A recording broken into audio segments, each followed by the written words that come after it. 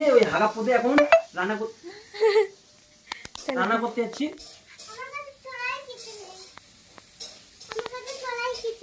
Hello বন্ধুরা, আজকে আমরা এসেছি আমাদের বাড়িতে। এখানে দেখো বৌমনি রান্না করছে।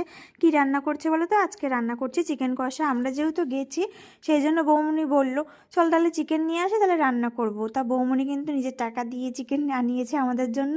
আর এখানে দেখো আমরা ঘরে বসে আছি। এখন যেহেতু প্রচণ্ড ঠান্ডা, মানে কম্বলের নিচ থেকে দেখবে বেরাতে ইচ্ছা করে না। আর এখানে দেখো মাঝে মাঝে আমিও এসে নাড়িয়ে দিচ্ছিলাম। এখানে দেখো চিকেনটা কিন্তু প্রায় অনেকটাই হয়ে এসছে, আর খেতে কিন্তু খুব ভালো হয়েছিল। তোমরা দেখে বুঝতে পারছো কিনা জানি না। এই দেখো চিকেনটা এখন মানে আরেকটু হলেই বাস রেডি হয়ে যাবে। এখানে দেখো আমি নাড়িয়ে নাড়িয়ে একটু কায়দা করছিলাম। আর এখানে দেখো গরম গরম ভাত আর চিকেন কেমন লাগবে বলো তো? তোমরা তো খেতে পাচ্ছ না। তো যাই হোক, এখানে দুপুরের মাছ ছিল একটা, সেটা হচ্ছে আমার বরকে আমার মা বললো এটা খাও সঞ্জয়, আর মাছ মাংস সব খাবে। এখানে দেখো ও দাঁড়িয়ে দাঁড়িয়ে লোভ দিচ্ছে, মানে বসে বসেই লোভ দিচ্ছে। আর এখানে আমার তুতুন ড্রয়িং করছে, আর মা বসে আছে। আমরা কিন্তু সবাই একসাথেই খাবো। এখানে দেখো আমি খাচ্ছি, তাই তোমাদেরকে দেখাচ্ছি। আর আমাকে আজকে বুড়ি বুড়ি লাগছে না। আর এখানে আমি আমার বরকে বলছিলাম যে মাংসটা খেয়ে বলো কীরকম হয়েছে। ও তো গল্প করতেই ব্যস্ত।